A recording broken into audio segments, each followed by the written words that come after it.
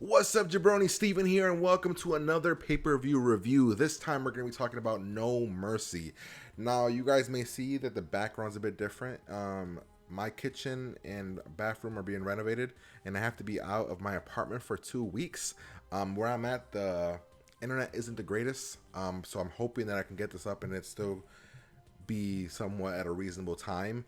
Usually, what I do here is I hang out with you guys, we chat, we have a good time, we have fun, it's live, we interact, we have a good time.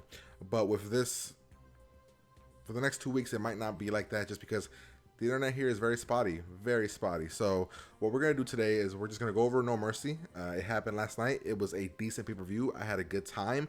I thought it was fun at times, not fun at others. There were some choices that were made throughout the pay-per-view that I wasn't the biggest fan of, but for the most part, I enjoyed it. So this might be a very short review, and everything coming for the next couple of weeks might be shorter just because it's going to be a bitch to upload stuff. But nonetheless, No Mercy happened, and as you can see there, that's the first match of the night. AJ Styles, John Cena, Dean Ambrose. It was a pretty good match. I enjoyed the hell out of it. It went back and forth, told a good story.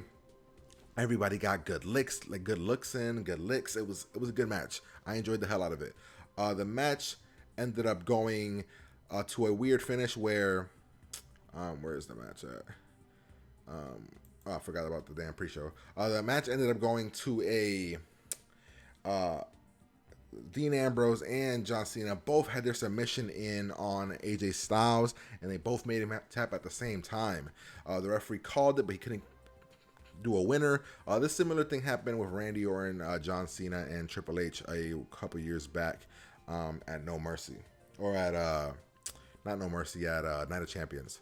So pretty much, if you guys don't know, what happened then was that the referee couldn't call it. The referee got distracted. In comes Randy Orton's buddies, Ted DiBiase and Cody Rhodes. They beat up the Triple H and John Cena.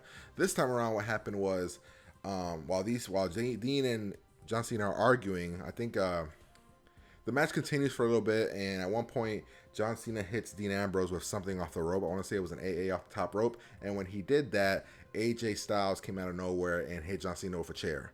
Because of course, it's a triple threat match. There is no DQ. Perfectly legal. It made sense. So it made AJ Styles look smart. He ends up winning. He ends up looking like the bigger person because he ends up using a chair like the smarter person. He used a chair. They're legal. And that is how that match ends. I enjoyed it. I thought it was a great way to start. It was very weird that it started. They mentioned that before the show that it was going to be starting the show, and that was odd, very odd. But it was a great way to start the show. It started out with a bang, and I was all aboard. All right, let's get to the main, the pre-show match. The pre-show was Hype Bros, American Alpha versus Ascension and the Vaudevillains, and American Alpha gets the pin. It's what it was. It's what we expected. This doesn't mean anything. The next main event match we had was Carmella versus Nikki Bella.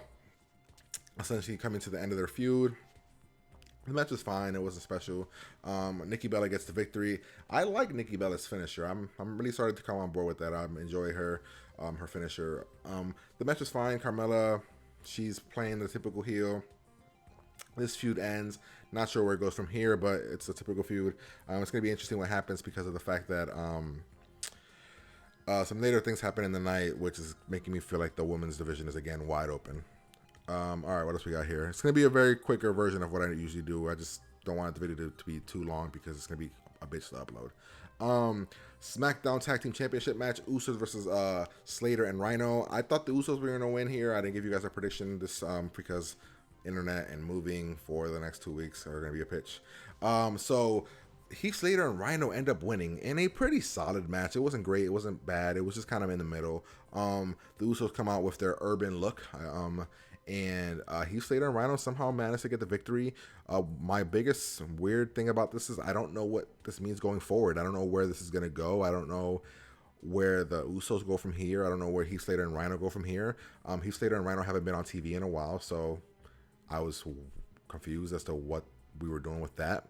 But it is what it is. I don't hate that the Usos lost, and I don't hate that Slater and Rhino won. I just don't know where we go from here. I don't know what we're going to do, if this feud is going to keep going. I'm trying to think if there's another heel tag team that can go against Slater and Rhino, why the Usos go and do their American Alpha feud. But I don't know. But Slater and Rhino win, and we'll see what happens on SmackDown. They take chances, of course. Next, we had Corbin versus Jack Swagger. Probably the most boring match of the night for me. It was fine. I didn't hate it. It was just, I don't know. I wasn't invested at all. I didn't care. Corbin ends up getting the victory. He ends up poking Swagger in the eyes, and while the referee's not looking, and that is how Jack Swagger loses and Corbin wins. I still think Corbin's end of days, I think that's what his finisher is called. It's the most beautiful thing in the world. Like, I love his finisher. It's amazing. Like, it's easy in my top 5 best finishers in WWE right now. Love it. What else we got here? We got Dolph Ziggler and The Miz in one hell of a fucking match. Career versus IC title. If you want to make the IC title feel like $1 million, like a legitimate $1 million fucking bucks, this is how. The IC belt felt important. The IC belt is on the line. It's just, this match was the top best match of the night. Beat the triple threat match was fucking phenomenal. I hardcore enjoyed it. Great spots. I was on the edge of my seat because I wasn't sure. All these rumors about Dolph Ziggler retiring, Dolph Ziggler not retiring, renewing his contract, not renewing his contract. I was like, what's going to happen here? The Miz playing it up like this record of the IC meant something. Also, the hype packages for Dolph Ziggler felt like retirement packages. And I was like, oh my God, like I was so on board with this. This match, I love this match. And like, this is why I love Dolph Ziggler, because he's able to put on fucking matches that are amazing, and he comes out victorious. It was like, it got me like, it was like Dolph Ziggler finally overcoming something. He hasn't really won a title in a good while, and he hasn't really been relevant until this feud and the AJ Styles feud before that. It meant something to him, and the way he celebrated, the way he did everything. He was on Talking Smack, and he was talking about how he felt that him and The Miz should have been the end of the night. I agree, because it was a fucking great match. At one point, the Spirit Squad gets involved. At one point, Maurice hits Dolph with the mace or the perfume in the eyes. I mean, every heel tactic the Miz can do, he did. And Dolph Ziggler kept kicking out, and the fans were eating it up. The fans in the arena were loving Dolph. Like, we got a chance of, this is awesome. We got a chance of, let's go Ziggler, let's go Miz. Like, who would have thought that's what we were going to be getting from this feud, from these two guys in a match together a year ago? Like, this match was fucking phenomenal. I loved it. It was amazing. Fucking amazing. I don't know what this means after going forward for both guys. I don't know where they're going to go, where they're going to take it, but I fucking loved it. Loved it. All right, let's see what we got here. So, we had Alexa Bliss versus Naomi, because Becky Lynch ended up getting hurt in a house show, which I keep saying they have to end the house shows. The house shows are ruining everything. The house shows don't mean anything. I get that the house shows give you money, but you gotta stop that. They're wrestling too many house shows, like 5 or 6 house shows. Like, it's too much, way too much. I follow all these people on Instagram and Twitter, and they're going everywhere. They have to tone it down to maybe 1 or 2 house shows a week. That's it. Maybe 1, and that's it. Like, it's too many. So Becky Lynch couldn't be perform. So her and Alexa Bliss are gonna have their match on SmackDown in November 9th or 8th or somewhere around there. So out comes Naomi to fight Alexa Bliss, because before the show, Daniel Bryan said that Alexa Bliss is going to fight. And what ends up happening is that in a decent match, I didn't hate this match, I thought it was all right, Naomi gets the victory. Naomi got the victory on the number 1 contender. That was weird. I was left like, why the fuck would Naomi beat Alexa Bliss? You're making the number 1 contender look weak. She's the best heel you have on the Raw women's side, and on the SmackDown women's side, and you're making her look weak. What a fucking mistake. What a dumbass mistake. I don't get it. It doesn't make any sense to me. So, Alexa Bliss loses. Naomi wins. I don't know what this means going forward. Are they going to open it back up for any woman can get involved? Maybe what happens is that Alexa Bliss loses to Becky Lynch later on in the month, when they fight next month, and Naomi feels like she has claim to it. After that, maybe because she beat Alexa Bliss. I don't know. Maybe that's what happens. But it was a weird choice.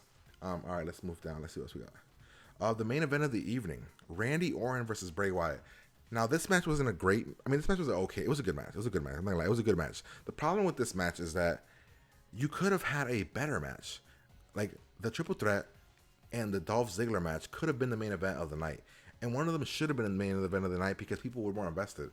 Once this match came on, people just weren't as invested. People weren't as excited.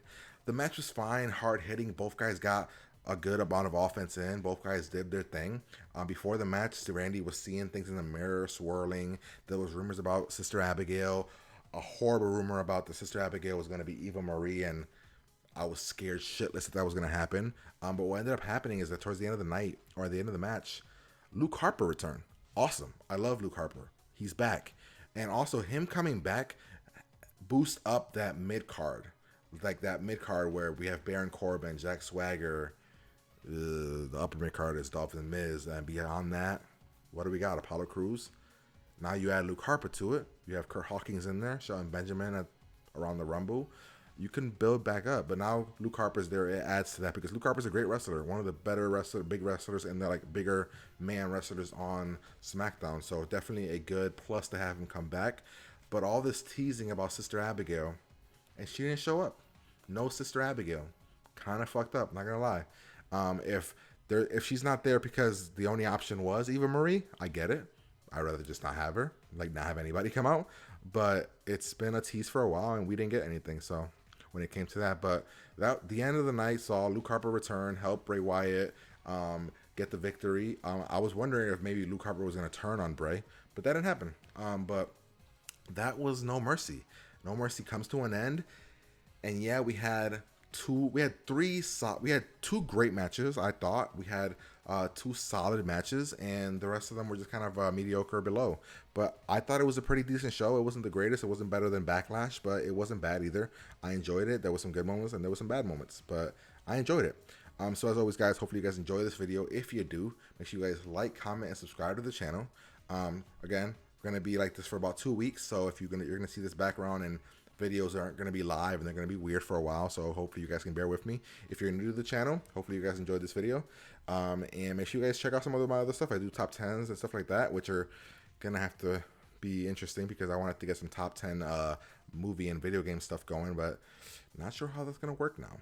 But hopefully you guys enjoy this video. If you do, like, comment, subscribe.